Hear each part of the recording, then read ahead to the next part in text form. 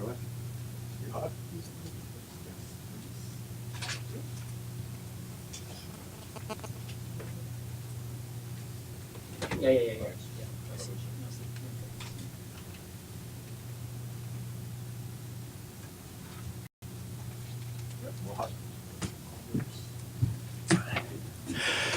Good morning. I'm Peter Kent, the Conservative Member of Parliament for Thornhill.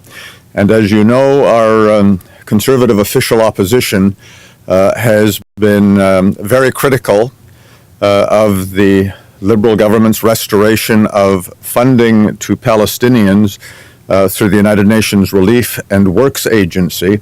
And I think today's news conference will add significant substance to the reasons for concern and criticism. I'd like to now introduce Hillel Noor of UN Watch. Hillel. Thank you. I want to express my gratitude to the Honourable Peter Kent for hosting me today. I'm here to present a new report by UN Watch, together with our local affiliate, UN Watch Canada, which is entitled Enhanced Due Diligence, ? An examination of Canada's pledge to stop UNRWA teachers from inciting jihadist terrorism and anti-Semitism. And I'll just point out that the report front cover has a picture of a classroom, and then there's another photo here of a student holding a knife while he's reciting, according to the Facebook post that we include in our report, while he's reciting a poem for martyrdom, for suicide attacks.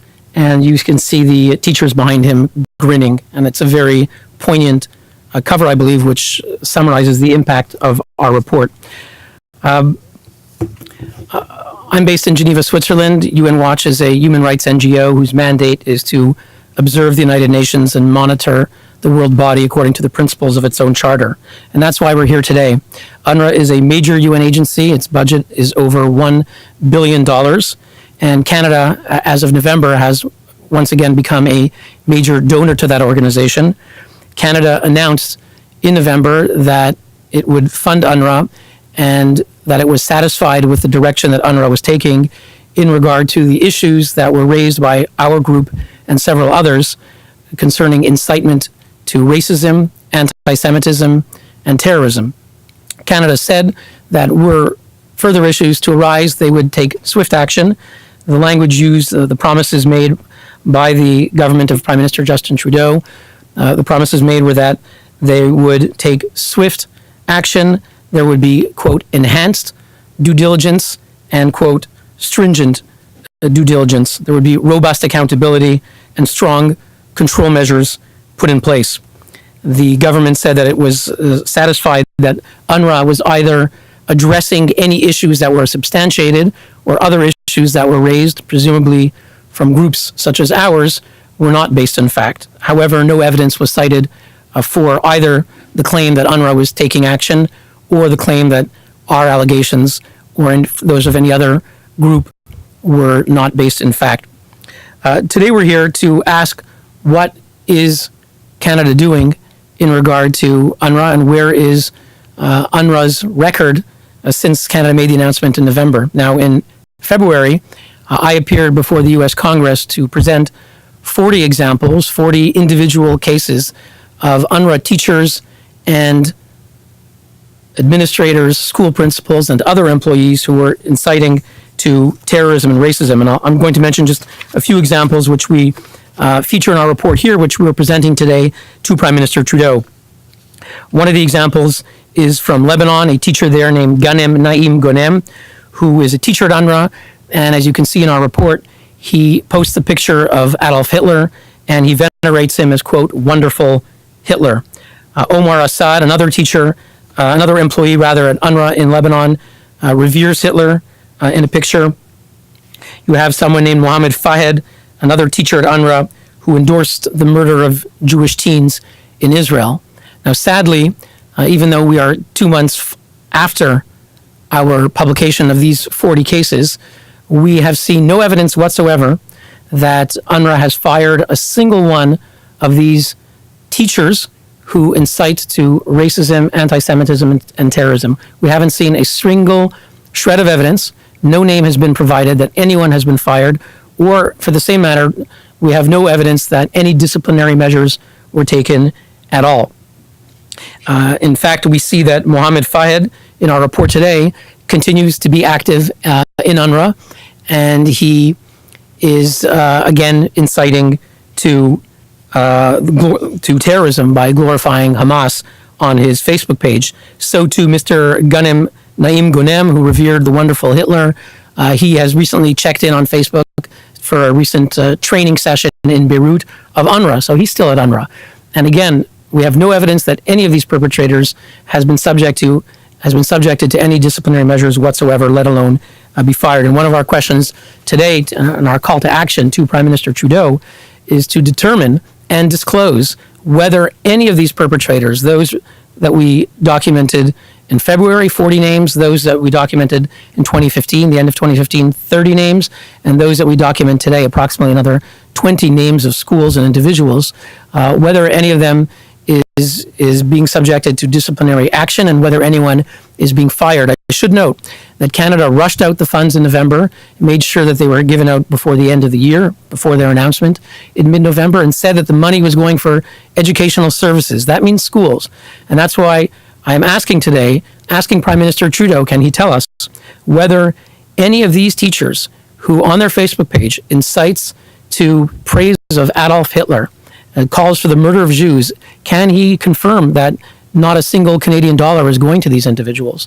And I'd have to question whether he could, because the money, of course, is fungible, and if it's going to UNRWA schools, it would seem that money is going to these individuals. Now, in our report, we note that this incitement is contrary to staff rules of the United Nations and of UNRWA, which require that all UN officials, including UNRWA officials, be neutral, that they respect their neutrality obligations. Clearly, those who are glorifying the Hamas terrorist group and inciting to terrorism are not neutral. Some of the examples in our report today, I'll just cite a few of them.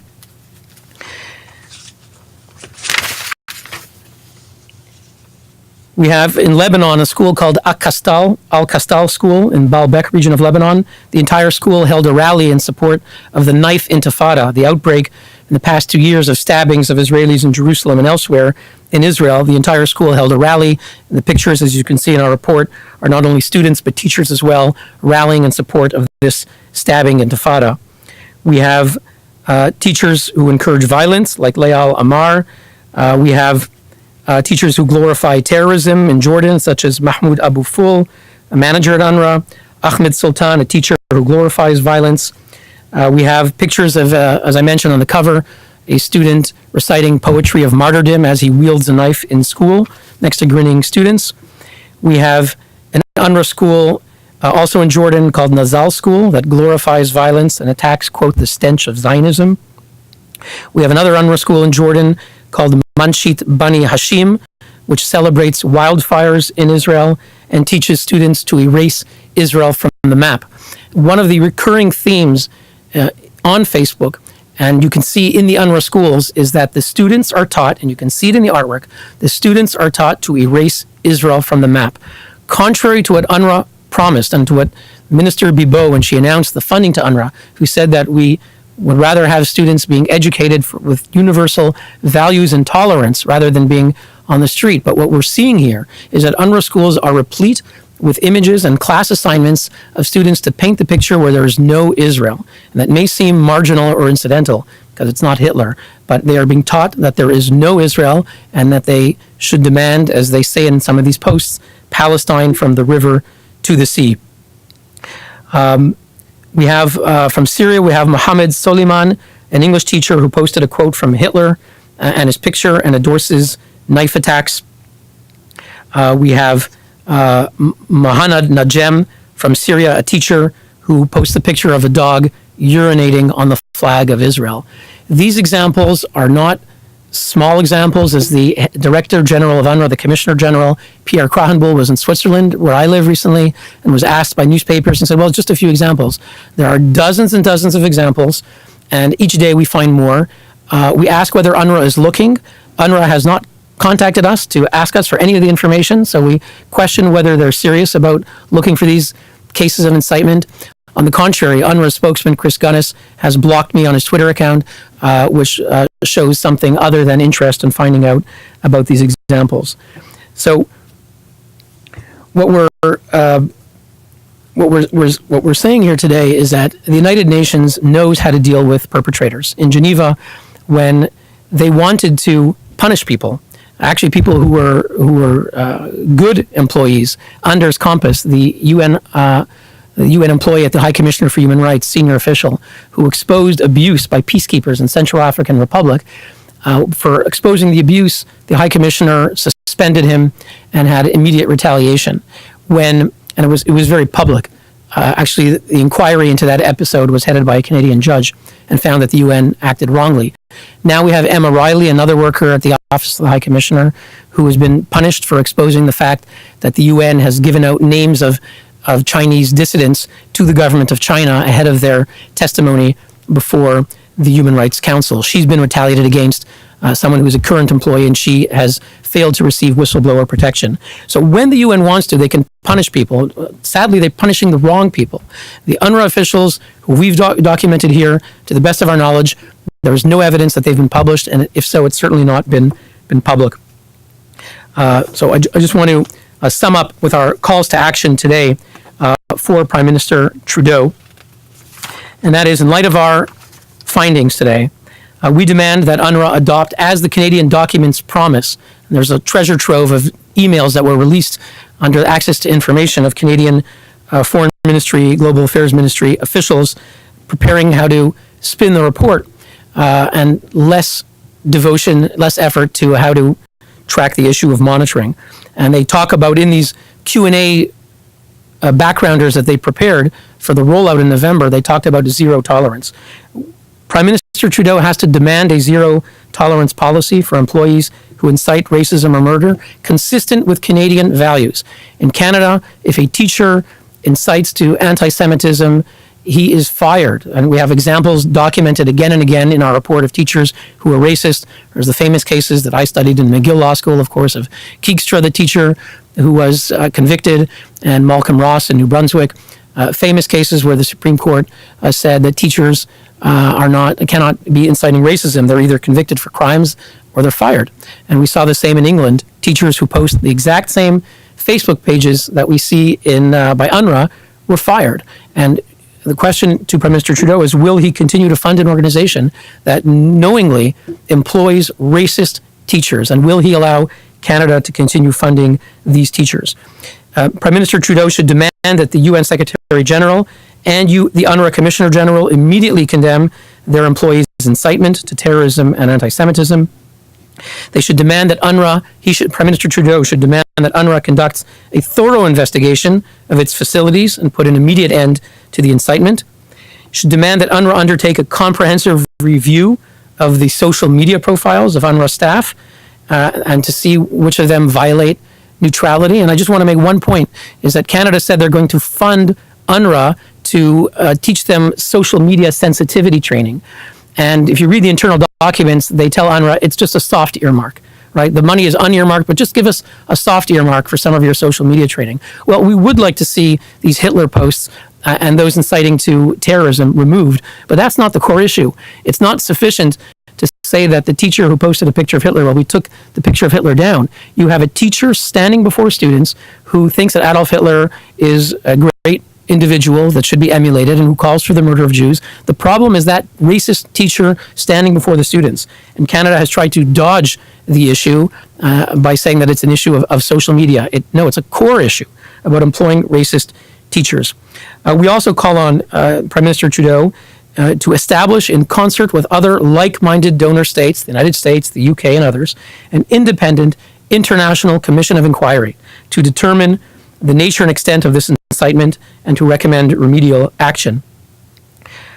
Finally, we call on Prime Minister Trudeau to determine and disclose which of the people identified in the past 2 years by UN Watch of having posted anti-Semitism and terrorist incitement on their Facebook profiles is still employed by UNRWA and thereby potentially being funded by Canada. I will just conclude by once again thanking the Honourable Peter Kent, and to say that I grew up in Canada. I'm now in Geneva. I studied at McGill. I studied the Charter of Rights and Freedoms. Canada stands for something. Canada stands for freedom and democracy and the values of a just society. And funding UNRWA cannot be justified so long as one Canadian dollar is going to racist anti-Semites or advocates of terrorism. Thank you very much.